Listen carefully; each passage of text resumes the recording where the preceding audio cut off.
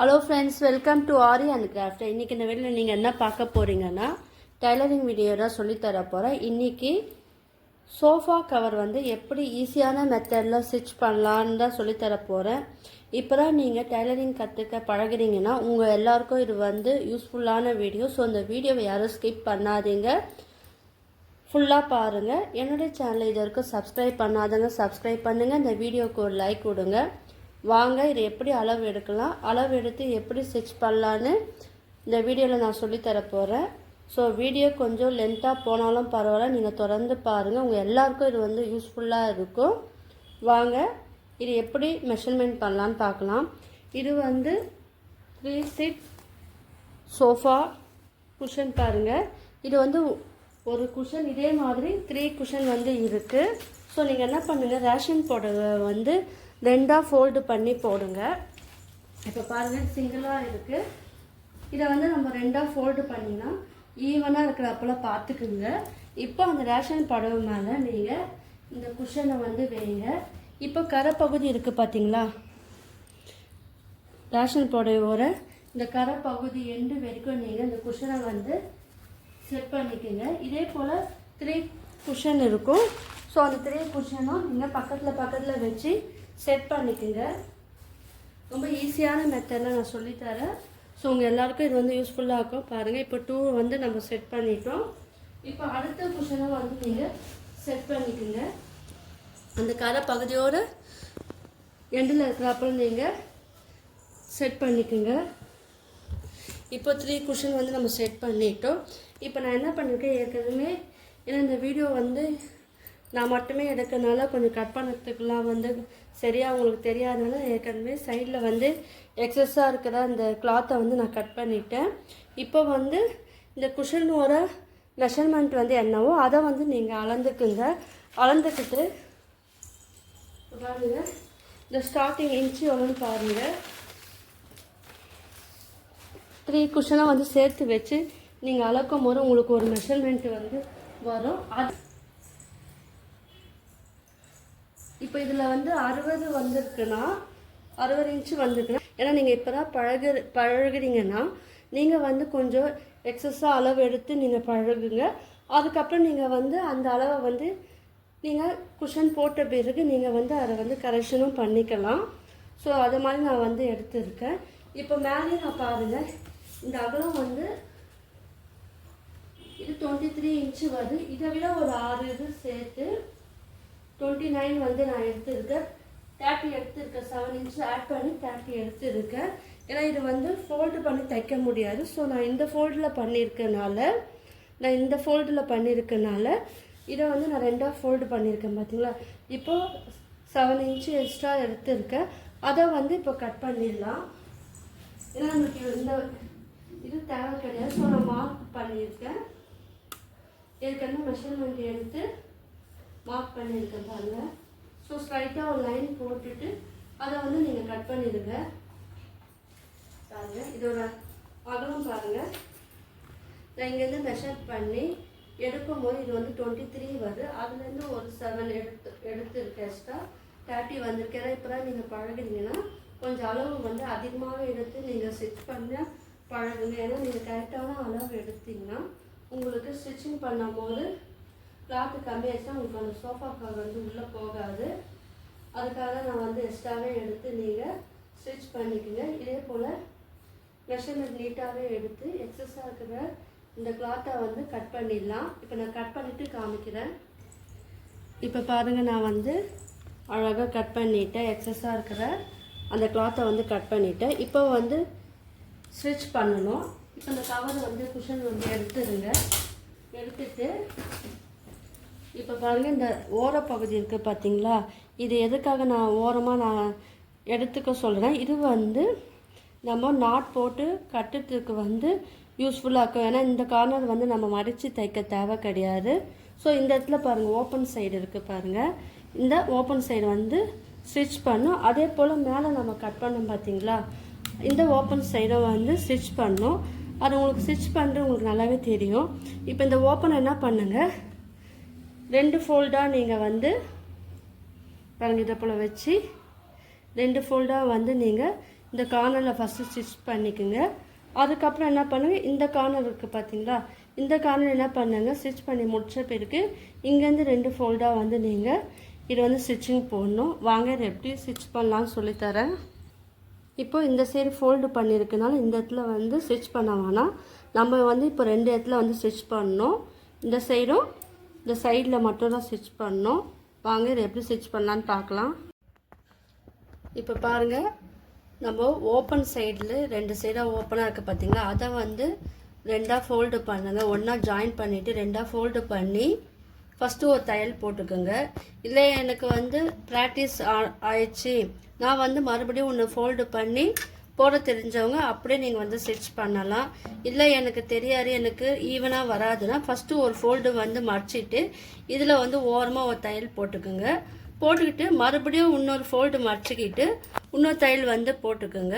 இப்போ நான் பாருங்கள், நான் ஈஸியாக நான் உங்களுக்கு போட்டு காமிக்கிறேன். இப்போ நான் என்ன பண்ணுறேன், 2 ஃபோல்டும் வந்து ஃபஸ்ட்டு ஈவனாக இருக்கிறப்பல பார்த்துக்கிட்டு இதை வந்து ஒரு ஃபோல்டு நல்லா மடிச்சிக்கிட்டு இதை வந்து ஈவன் பண்ணி விடுங்க.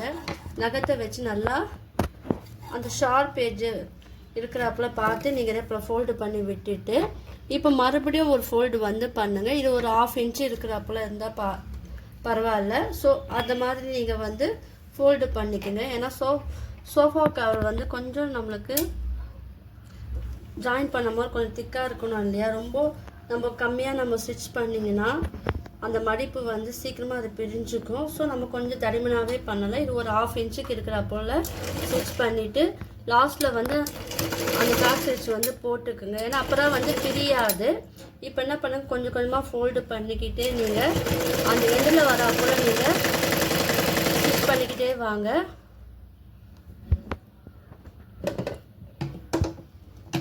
இப்போ இந்த த்ரெட்டு மாட்டிக்கிச்சுன்னா அதை கொஞ்சம் லைட்டாக நீங்கள் அங்கே கட் பண்ணி விட்டுருங்க. இப்போ இதை வந்து கிளாத்தை வந்து அட்ஜஸ்ட் பண்ணிக்கிட்டு நீங்கள் வந்து ஸ்டிச் பண்ணுங்கள். ஃபஸ்ட்டு நீங்கள் எக்ஸ்ட்ரா துணியை விட்டே நீங்கள் வந்து ஸ்டிச் பண்ணுங்கள், பரவாயில்ல. அதுக்கப்புறம் ப்ராக்டிஸ் ஆன பிறகு கரெக்டான அளவு எதுவோ அதை மெஷர்மெண்ட் பண்ணி நீங்கள் ஸ்டிச் பண்ணிங்கன்னா உங்களுக்கு அது ஈஸியாக வந்துடும். எடுத்த உடனே கரெக்டான மெஷர்மெண்ட்டை வச்சு தைக்கணும்னு நீங்கள் வந்து விருப்பப்பட்டு அப்படியே நீங்கள் வந்து தைக்கலாம். இல்லை எனக்கு கொஞ்சம் பயமாக இருக்குது, நான் இதை போல் ஃபஸ்ட்டு கொஞ்சம் எக்ஸ்ட்ரா அளவு வச்சுட்டு நான் ஸ்டிச் பண்ணி பார்க்குறேன், அதுக்கப்புறம் நான் ட்ரை பண்ணுறதுனாலும் அதுவும் நீங்கள் வந்து ட்ரை பண்ணலாம். அப்படி எக்ஸ்ட்ரா வச்சு நம்ம தைச்சாலும் பரவாயில்ல. அது வந்து கொஞ்சம் நம்ம ஆல்டரேஷன் பண்ணிட்டா அந்த அளவும் வந்து கரெக்டாக வந்துடும். இப்போ பாருங்கள், மேலே நம்ம எந்த அளவுக்கு ஸ்டிச் பண்ணுறோமோ அதே போல் ரெண்டுமே ஒன்றா இருக்கிறப்பல ஜாயின் பண்ணிக்கிட்டு இதை வந்து ஸ்டிச் பண்ணணும்.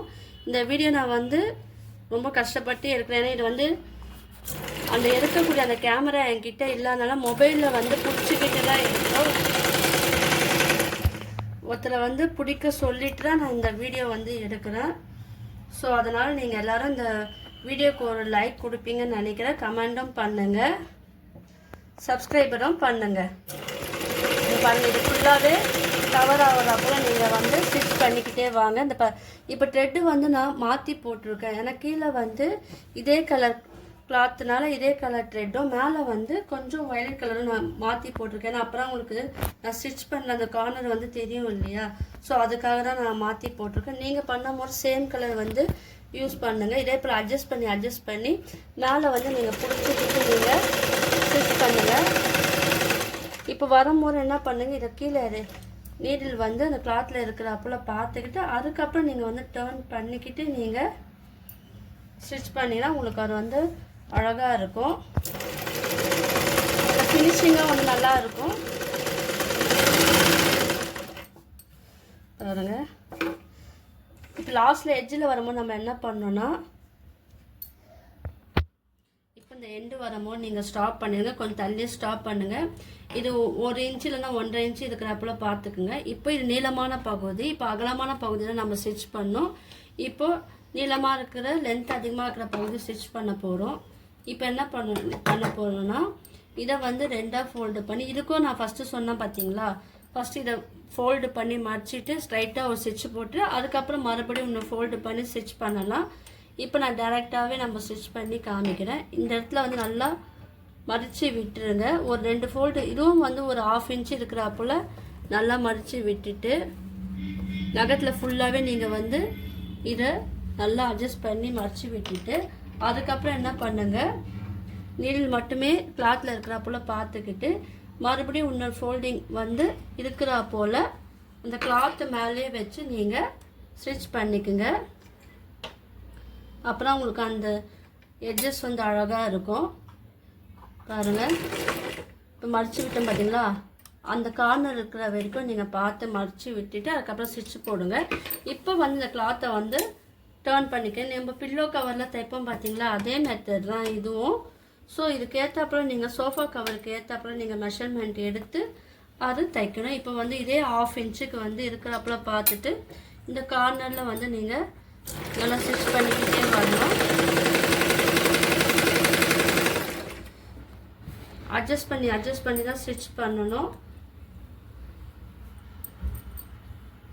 இப்போ இந்த சைடு ஃபுல்லாகவே 1/2 இன்ச்சுக்கு இருக்கிற போல் 4 இன்ச்சு ஸ்டிச் பண்ணுங்கள். ஸ்டிச் பண்ணிவிட்டு அதே போல் கொஞ்சம் கொஞ்சமாக அட்ஜஸ்ட் பண்ணி ஸ்டிச் பண்ணணும். நான் இது ஸ்டிச் பண்ணிவிட்டு காமிக்கிறேன். இப்போ பாருங்கள், நம்ம வந்து ஃபினிஷ் பண்ணி முடிக்க போகிறோம்.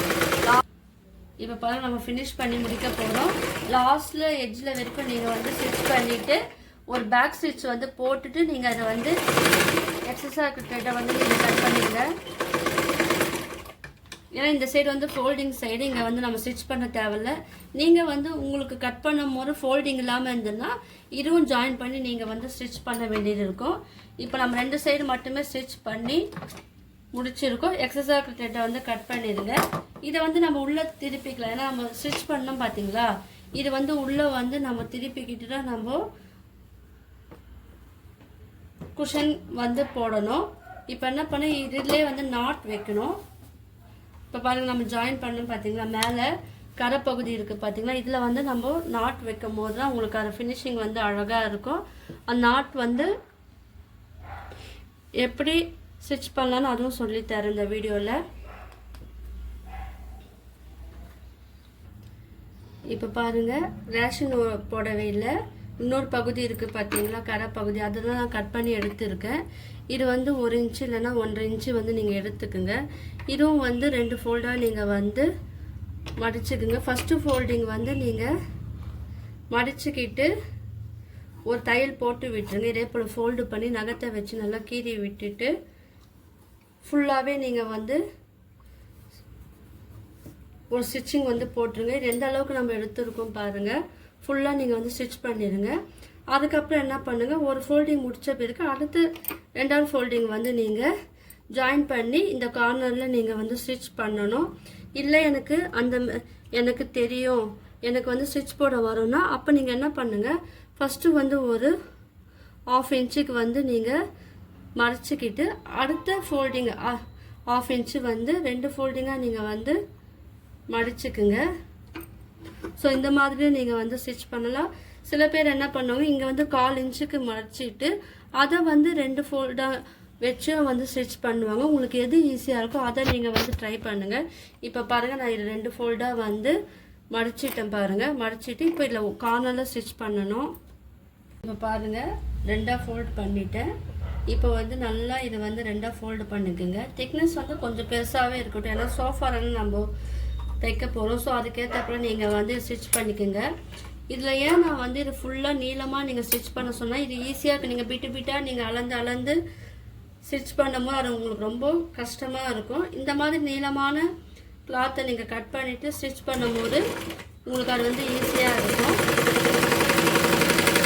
இதே போல் ஃபோல்டு பண்ணி கார்னரில் மட்டும் நீங்கள் வந்து ஸ்டிச் பண்ணுங்கள். தெரியுதா பாருங்கள். ஸோ 2மே ஃபோல்டு பண்ணி ஈவனாக இருக்கிறப்பல பார்த்துக்கு ஒரு 1/2 இன்ச்சுக்கு இருக்கிறப்பல நீங்கள் ஸ்டிச் பண்ணிக்கோங்க. இந்த கிளாத்து ஃபுல்லாகவே நீங்கள் வந்து ஃபுல்லாகவே ஸ்டிச் பண்ணிக்கோங்க. நான் ஸ்டிச் பண்ணிவிட்டு காமிக்கிறேன். இப்போ பாருங்கள், இது வந்து நம்ம ஃபினிஷ் பண்ணிட்டோம். இப்போ ரொம்ப லாங்காக இருக்குது. இப்போ வந்து நம்ம அதில் ஸ்டிச் பண்ணணும். அதுக்கு முன்னாடி என்ன பண்ணுங்க, இது வந்து ஒரு 10 இன்ச்சு இருக்கிற போல் பார்த்துக்கிட்டு, நீளம் வந்து 10 இன்ச்சு இருக்கிற போல் பார்த்துக்கிட்டு நீங்கள் மார்க் பண்ணிக்கோங்க. மார்க் பண்ணிக்கிட்டு இந்த பார்ட் இதை வந்து கட் பண்ணிடுங்க. ஏன்னா இது வந்து இந்த மாதிரி வந்து 10 நம்மளுக்கு கிளாத் வேணும். இதே மாதிரி 10 வேணும். ஸோ நீங்கள் வந்து 10 இன்ச்சு எடுத்துட்டு இது வந்து கவுண்டிங் வந்து 10 வந்து எடுத்துக்குங்க. இதே போல் 10 எடுத்துக்குங்க, கட் பண்ணிக்குங்க. நான் கட் பண்ணிவிட்டு காமிக்கிறேன். இப்போ பாருங்கள், இது வந்து நான் கட் பண்ணி வச்சுருக்கேன். இப்போ என்ன பண்ணுங்க, இது வந்து 15 இன்ச்சஸாக நான் வந்து பிரிச்சுருக்கேன்.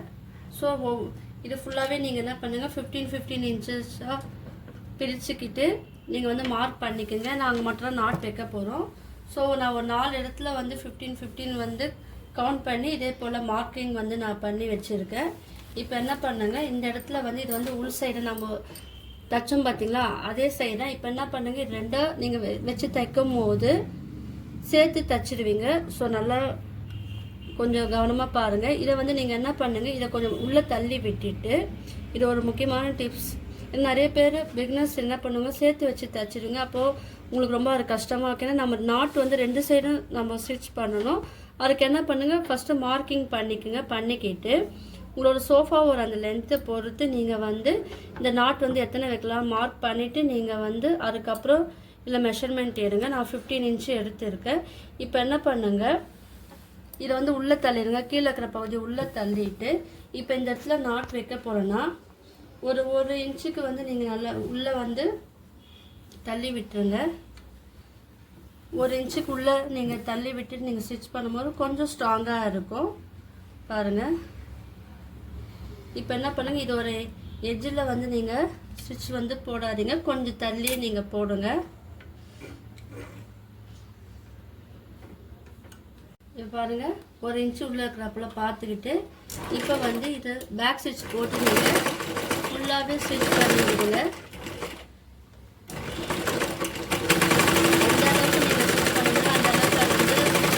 டைட்டாக இருக்கணும். இப்போ வந்து எக்ஸஸாக இருக்க த்ரெட்டை வந்து கட் பண்ணிடுங்க. இப்போ பாருங்கள், இது வந்து டைட்டாக இருக்குது பாருங்கள்.